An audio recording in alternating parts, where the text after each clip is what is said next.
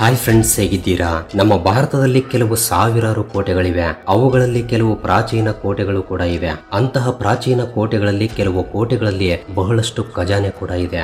So ಈಗ ನಾನು ಹೇಳುವ ಕೋಟೆಗಳಲ್ಲಿ ಒಬ್ಬ ರಾಜ ಸ್ವತಃ ತನ್ನ ಕೈಯಿಂದಲೇ ತನ್ನ ಹೆಂಡತಿಯ ತಲೆಯನ್ನ ಕತ್ತರಿಸಿದ ಕೋಟೆ ಕೂಡ ಇದೆ. ನಮ್ಮ ಭಾರತದಲ್ಲಿ ಇಂತಹ ಕೋಟೆಗಳು ಬಹಳಷ್ಟಿವೆ. ಅವುಗಳಲ್ಲಿ ಕೆಲವು ಮುಖ್ಯವಾದ ಕೋಟೆಗಳ ಬಗ್ಗೆ ಇವತ್ತಿನ ಈ ವಿಡಿಯೋದಲ್ಲಿ ತಿಳಿದುಕೊಳ್ಳೋಣ. ಸೊ ಈ ವಿಡಿಯೋದಲ್ಲಿ ಭಾರತದಲ್ಲಿರುವ 10 ರಹಸ್ಯಕರವಾಗಿರುವ ಕೋಟೆಗಳ ಬಗ್ಗೆ ಹೇಳ್ತೀನಿ. ಅವುಗಳ ಬಗ್ಗೆ ತಿಳಿದುಕೊಂಡು ವಿಜ್ಞಾನಿಗಳು ಕೂಡ ಆಶ್ಚರ್ಯರಾಗಿದ್ದಾರೆ.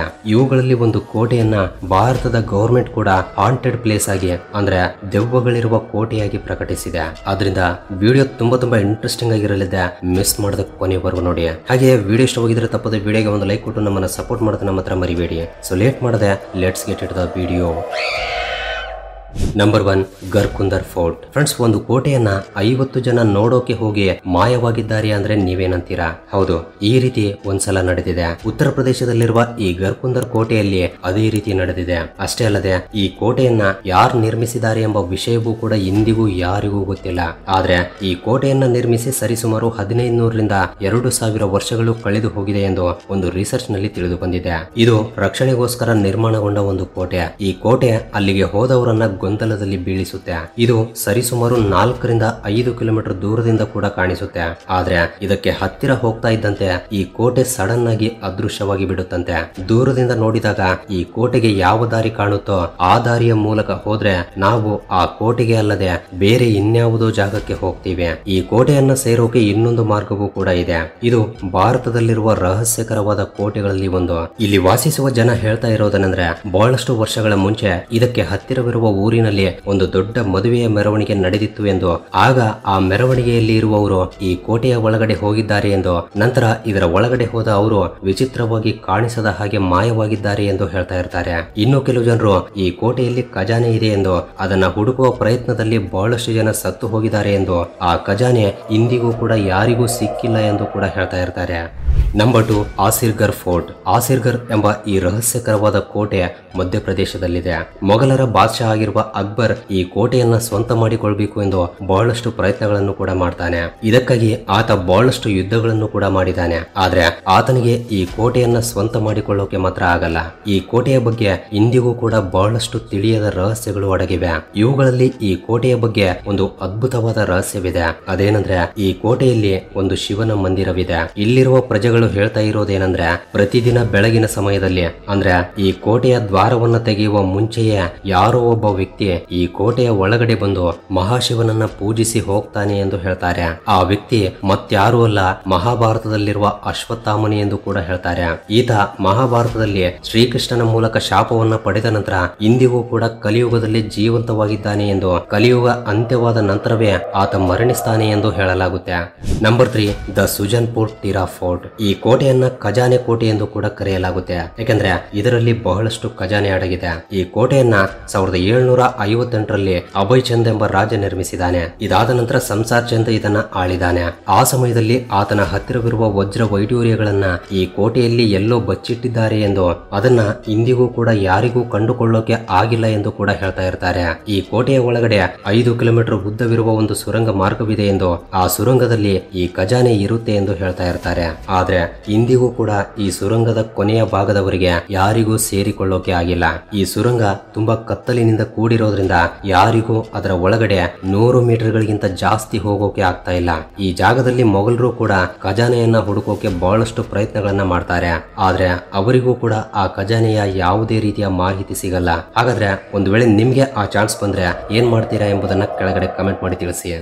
Number 4, Chittorgarh fort. ಈ ಕೋಟೆ ರಾಜಸ್ಥಾನದ ಚಿತ್ತೋರ್ಗರ್ ನಲ್ಲಿದೆ. ಈ ಚಿತ್ತೋರ್ಗರ್ ನಲ್ಲಿ ಬಹಳಷ್ಟು ಪ್ರಾಚೀನ ಕೋಟೆಗಳಿರುತ್ತವೆ. ಇವು ಸರಿಸುಮಾರು 700 ಎಕರೆಗಳಲ್ಲಿ ಇರುತ್ತವೆ. ಈ ಕೋಟೆಯ ಮೇಲೆ ಸರಿಸುಮಾರು 3 ಬಾರಿ ಆಕ್ರಮಣೆ ನಡೆದಿದೆ. ಮೊದಲ ಬಾರಿ ಇದನ್ನ ಅಲ್ಲಾವುದ್ದೀನ್ ಖಿಲ್ಜಿ ಆಕ್ರಮಿಸ್ತಾನೆ. 2ನೇ ಬಾರಿ ಬೌದ್ಧೂರ್ ಶಾ ಇದನ್ನ ಆಕ್ರಮಿಸ್ತಾನೆ. ನಂತರ 3ನೇ ಬಾರಿ ಮೊಘಲರು ಆಕ್ರಮಿಸ್ತಾರೆ. ಈ ಕೋಟೆಯಲ್ಲಿ ರಾಣಿ ಪದ್ಮಿನಿ ವಾಸವಿದ್ರು ಎಂದು ಕೂಡ ಹೇಳ್ತಾ ಇರ್ತಾರೆ. Number 5, resin fort. ಈ ಕೋಟೆ ಮಧ್ಯಪ್ರದೇಶದ ಭೂಪಾಲ್ ನಲ್ಲಿದೆ. ಈ ಕೋಟೆಯ ಬಗ್ಗೆ ಯಾವಾಗ್ಲೂ ಒಂದು ಆಸಕ್ತಿಕರವಾದ ವಿಷಯ ಕೇಳಿ ಬರ್ತಾ ಇರುತ್ತೆ. ಅದೇನಂದ್ರೆ ಈ ಪ್ರಾಂತ್ಯವನ್ನ ಆಳಿದ ರಾಜ ಈ ಕೋಟೆಯಲ್ಲಿ ಸ್ವತಃ ತನ್ನ ಕೈಯಿಂದಲೇ ತನ್ನ ಹೆಂಡತಿಯ ತಲೆಯನ್ನ ಕತ್ತರಿಸಿದ್ದಾನೆ ಎಂದು. ಈ ಕೋಟೆಯನ್ನ 1280ರಲ್ಲಿ ನಿರ್ಮಿಸಿದ್ದಾರೆ. ಆ ಸಮಯದಲ್ಲಿ ಈ ಕೋಟೆಯನ್ನ ರಾಜ ಪುರನ್ಮಾಲ್ ನಿರ್ಮಿಸಿದ್ದಾರೆ. ತನ್ನ ಹೆಂಡತಿ ತನ್ನನ್ನ ಮೋಸ ಮಾಡಿರೋದ್ರಿಂದ ಆತ ತನ್ನ ಹೆಂಡತಿಯ ತಲೆಯನ್ನ ಕತ್ತರಿಸಿದ್ದಾನೆ ಎಂದು ಹೇಳಲಾಗುತ್ತೆ. ಇಲ್ಲಿನ ರಾಜಸೇನೆಯ ಹತ್ರ ಎಂತಹ ಕಲ್ಲು ಇತ್ತು ಅಂದ್ರೆ ಅದು ಕಬ್ಬಿಣವನ್ನು ಕೂಡ ಬಂಗಾರವನ್ನಾಗಿ ಮಾಡ್ತಾ ಇತ್ತಂತೆ. ಆಗಿನ ಸಮಯದಲ್ಲಿ ಈ ಕಲ್ಲಿಗಾಗಿ ಬಹಳಷ್ಟು ಯುದ್ಧಗಳು ಕೂಡ ನಡೆದಿವೆ ಎಂದು, ಆ ಯುದ್ಧದಲ್ಲಿ ಕೊನೆಗೆ ಈ ರಾಜ ಸೋತು ಹೋಗಿದ್ದಾನೆ ಎಂದು ಹೇಳ್ತಾ ಇರ್ತಾರೆ. ಇದರಿಂದ ಆತ ಆ ಕಲ್ಲನ್ನು ಒಂದು ಕಾಲುವೆಯಲ್ಲಿ ಬಿಸಾಕ್ತಾನೆ. ಆ ಕಲ್ಲು ಇಂದಿಗೂ ಕೂಡ ಯಾರಿಗೂ ಸಿಕ್ಕಿಲ್ಲವೆಂದು ಒಂದು ರಿಸರ್ಚ್ ನಲ್ಲಿ ತಿಳಿದು ಬರುತ್ತೆ. Number 6 Shergarh fort. ಈ ಕೋಟೆ ಬಿಹಾರ್ ರಾಜ್ಯದ ರಹತ ಜಿಲ್ಲೆಯಲ್ಲಿದೆ. ಇಲ್ಲಿ ಕೆಲವು ನೂರಾರು ಸುರಂಗ ಮಾರ್ಗಗಳಿವೆ. ಕೈಮೂರು ಬೆಟ್ಟದ ಮೇಲೆ ಇರುವ ಈ ಕೋಟೆ ಉಳಿದ ಎಲ್ಲಾ ಕೋಟೆಗಳಿಗಿಂತ ತುಂಬಾ ವಿಚಿತ್ರವಾಗಿರುತ್ತೆ. ಇದನ್ನ ಹೇಗೆ ನಿರ್ಮಿಸಿದ್ದಾರೆ ಅಂದ್ರೆ ಹೊರಗಡೆಯಿಂದ ಇದನ್ನ ಯಾರು ಕೂಡ ನೋಡೋಕಾಗಲ್ಲ. ಯಾಕೆಂದ್ರೆ 3 ದಿಕ್ಕಿನಲ್ಲಿ ಕಾಡೇ ಇರುತ್ತೆ, ಇನ್ನೊಂದು ಕಡೆ ದುರ್ಗಾವತಿ ನದಿ ಇರುತ್ತೆ. ಈ ಕೋಟೆಯ ಒಳಗಡೆ ಪ್ರವೇಶಿಸುವುದಕ್ಕೆ ಒಂದು ಸುರಂಗ ಮಾರ್ಗವಿರುತ್ತೆ. ಒಂದು ವೇಳೆ ಆ ಸುರಂಗ ಮಾರ್ಗ ಮುಚ್ಚಿಕೊಂಡ್ರೆ ಈ ಕೋಟೆಗೆ ಹೋಗುವುದು ಅಸಾಧ್ಯ. ಈ ಕೋಟೆಯ ಒಳಗಡೆ ಬಹಳಷ್ಟು ಖಜಾನೆ ಅಡಗಿದೆ ಎಂದು ಕೂಡ ಹೇಳ್ತಾ ಇರ್ತಾರೆ. ಆದ್ರೆ ಅದು ಇಂದಿನವರೆಗೂ ಕೂಡ ಯಾರಿಗೂ ಸಿಕ್ಕಿಲ್ಲ. ಈ ಕೋಟೆಯಲ್ಲಿರುವ ಎಲ್ಲಾ ಸುರಂಗ ಮಾರ್ಗಗಳು ಒಂದೇ ಒಂದು ಸುರಂಗ ಮಾರ್ಗಕ್ಕೆ ಕೊನೆಯಲ್ಲಿ ಕನೆಕ್ಟ್ ಆಗುತ್ತವೆ. ಆದ್ರೆ ಜನರು ಈ ಸುರಂಗದೊಳಗಡೆ ಹೋಗೋಕು ಕೂಡ ಇಂದಿಗೂ ಭಯ ಪಡ್ತಾ ಇರ್ತಾರೆ. ನಂಬರ್ 7 ಶನಿವಾರ್ ವಾಡ. ಈ ಕೋಟೆ ಮಹಾರಾಷ್ಟ್ರದ ಪುಣೆಯಲ್ಲಿದೆ. 1773ರಲ್ಲಿ ಇಲ್ಲಿನ ರಾಜನಾಗಿರುವ ನಾರಾಯಣ್ ರಾವ್ ತುಂಬಾ ಚಿಕ್ಕ ವಯಸ್ಸಿನಲ್ಲಿ ಸತ್ತೋಗ್ತಾರೆ. ಅದು ಕೂಡ ಆತನ ಕುತ್ತಿಗೆಯನ್ನ ಕೊಯ್ದು ಸಾಯಿಸ್ತಾರೆ. ಆತನನ್ನ ಸಾಯಿಸೋಕೆ ಆತನ ಚಿಕ್ಕಪ್ಪ ಪ್ಲಾನ್ ಮಾಡಿರ್ತಾನೆ. ಅದಕ್ಕಾಗಿಯೇ ಇಂದಿಗೂ ಕೂಡ ನಾರಾಯಣ್ ರಾವ್ ಆತ್ಮ ಈ ಕೋಟೆಯಲ್ಲಿ ಇದೆ ಎಂದು ಅಲ್ಲಿನ ಪ್ರಜೆಗಳು ಹೇಳ್ತಾ ಇರ್ತಾರೆ. ಇಂದಿಗೂ ಕೂಡ ಆ ಕೋಟೆಯಲ್ಲಿ ಆ ರಾಜನ ವಿಚಿತ್ರವಾದ ಶಬ್ದಗಳು ಕೇಳಿ ಬರುತ್ತವೆ ಎಂದು ಪ್ರಜೆಗಳು ಈ ಕೋಟೆಯಿಂದ ಕಾಕಾ ಮುಜೆ ಬಚಾವೋ ಅಂದ್ರೆ ಚಿಕ್ಕಪ್ಪ ನನ್ನನ್ನ ಕಾಪಾಡು ಎಂಬ ಶಬ್ದಗಳು ಕೇಳಿ ಬರುತ್ತವೆ ಎಂದು ಕೂಡ ಹೇಳ್ತಾ ಇರ್ತಾರೆ. ಫೆಬ್ರವರಿ 27, 1828ರಲ್ಲಿ ಈ ಜಾಗದಲ್ಲಿ ಫೈರ್ ಇನ್ಸಿಡೆಂಟ್ ನಡೆದಿದೆ ಎಂದು, ಆ ಜಾಗವನ್ನ ಆರಿಸೋಕೆ ಸರಿಸುಮಾರು 7 ದಿನಗಳ ಸಮಯ ಹಿಡಿದಿದೆ ಎಂದು ಒಂದು ಪರಿಶೋಧನೆಯಲ್ಲಿ ತಿಳಿದು ಬರುತ್ತೆ. Number 8 Tal Behat fort. ಈ ಕೋಟೆಯಲ್ಲಿ ಅಕ್ಷಯ ತೃತೀಯ ದಿನದಂದು 7 ಜನ ಮಹಿಳೆಯರು ಈ ಕೋಟೆಯ ಮೇಲಿಂದ ಕೆಳಗಡೆ ಜಿಗಿದು ಆತ್ಮಹತ್ಯೆ ಮಾಡಿಕೊಂಡಿದ್ದಾರೆ. ಇಂದಿಗೂ ಕೂಡ ಅವರ ಅಳು ಮತ್ತು ಅವರ ಕಿರುಚಾಟಗಳು ಆ ಜಾಗದಲ್ಲಿ ಕೇಳ್ತಾನೆ ಇರುತ್ತವೆ ಎಂದು ಸುತ್ತಮುತ್ತಲಿನವರು ಹೇಳ್ತಾ ಇರ್ತಾರೆ. ಅವರ ಆತ್ಮಗಳು ಇಂದಿಗೂ ಕೂಡ ಅದೇ ಕೋಟೆಯಲ್ಲಿವೆ ಎಂದು ಹೇಳ್ತಾ ಇರ್ತಾರೆ. ಈ ಕೋಟೆಯ ಮುಖ್ಯ ದ್ವಾರದ ಮೇಲೆ ಆ 7 ಜನ ಮಹಿಳೆಯರ ಚಿತ್ರಗಳು ಕೂಡ ಇರುತ್ತವೆ. ಪ್ರತಿ ವರ್ಷ ಇಲ್ಲಿ ವಾಸಿಸುವ ಪ್ರಜೆಗಳು ಅವರು ಆತ್ಮಹತ್ಯೆ ಮಾಡಿಕೊಂಡಿರುವ ದಿನದಂದು ಅವರನ್ನ ಪೂಜೆ ಮಾಡ್ತಾರಂತೆ. ಈ ರೀತಿ ಮಾಡಿದ್ರೆ ಅವರ ಆತ್ಮಗಳಿಗೆ ಶಾಂತಿ ಸಿಗುತ್ತೆ ಎಂದು ಅಲ್ಲಿನ ಜನ ಅಭಿಪ್ರಾಯ ಪಡ್ತಿದ್ದಾರೆ. Number 9 Bangar fort. ಈ ಕೋಟೆಯನ್ನ ಕೇವಲ ಭಾರತದಲ್ಲಿ ಅಷ್ಟೇ ಅಲ್ಲ, ಪ್ರಪಂಚದಲ್ಲಿರುವ ಅತ್ಯಂತ ರಹಸ್ಯಕರವಾದ ಕೋಟೆಗಳಲ್ಲಿ ಒಂದಾಗಿ ಭಾವಿಸಲಾಗುತ್ತೆ. ಭಾರತದ ಗವರ್ಮೆಂಟ್ ಕೂಡ ಈ ಕೋಟೆಯನ್ನ ಹಾಂಟೆಡ್ ಕೋಟೆಯಾಗಿ ಪ್ರಕಟಿಸಿದೆ. ಈ ಕೋಟೆ ಭಾರತದಲ್ಲಿರುವ ಹಾಂಟೆಡ್ ಪ್ಲೇಸ್ ಲಿಸ್ಟ್ ಅಲ್ಲಿ ಟಾಪ್ ಪ್ಲೇಸ್ ನಲ್ಲಿರುತ್ತೆ. ಈ ಕಾರಣದಿಂದಲೇ ಭಾರತದ ಗವರ್ಮೆಂಟ್ ಈ ಕೋಟೆಯ ಹೊರಗಡೆ ಒಂದು ಬೋರ್ಡ್ ಅನ್ನು ಕೂಡ ಇಟ್ಟಿದೆ. ಅದರಲ್ಲಿ ಏನಿದೆ ಅಂದ್ರೆ ಯಾರೇ ಆಗ್ಲಿ ಸೂರ್ಯೋದಯಕ್ಕೂ ಮುಂಚೆ ಅಥವಾ ಸೂರ್ಯಾಸ್ತ ಆದ ನಂತರ ಈ ಕೋಟೆಯ ಒಳಗಡೆ ಪ್ರವೇಶಿಸಬಾರದು ಎಂದು. ಒಂದು ವೇಳೆ ಯಾರಾದ್ರೂ ರಾತ್ರಿಯ ಸಮಯದಲ್ಲಿ ಈ ಕೋಟೆಯ ಒಳಗಡೆ ಪ್ರವೇಶಿಸಿದ್ರೆ ಅವರು ಯಾವತ್ತೂ ಹಿಂತಿರುಗಿ ಬರಲ್ಲ ಎಂದು ಕೂಡ ಹೇಳ್ತಾ ಇರ್ತಾರೆ.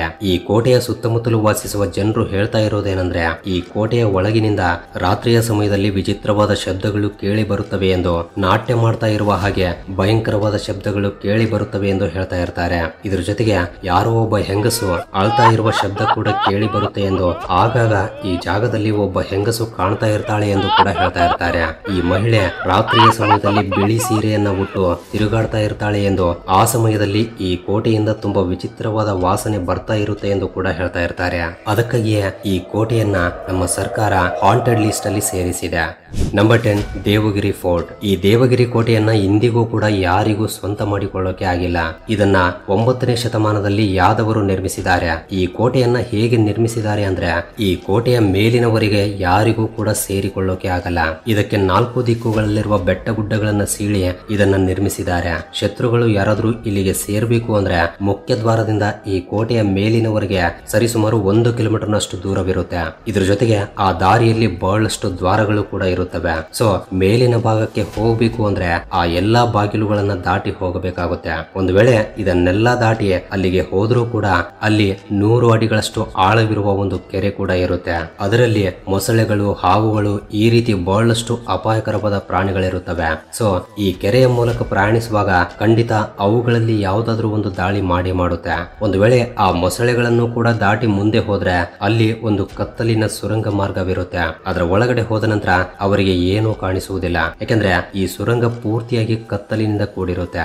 ಆ ಕತ್ತಲಿನ ಪ್ರದೇಶದಲ್ಲಿ ನೋಡುವುದು ಕೂಡ ಅಸಾಧ್ಯ. ಸೊ ಅಲ್ಲಿ ಏನ್ ನಡೀತಾ ಇದೆ ಎಂದು ತಿಳಿದುಕೊಳ್ಳೋಕು ಮುಂಚೆಯೇ ಶತ್ರುಗಳು ದಾಳಿ ಮಾಡಿಬಿಡ್ತಾರೆ. ಈ ಕಾರಣದಿಂದಲೇ ಇಂದಿನವರೆಗೂ ಕೂಡ ಈ ಕೋಟೆಯನ್ನ ಯಾರಿಗೂ ಪಡೆಯೋಕೆ ಆಗಿಲ್ಲ.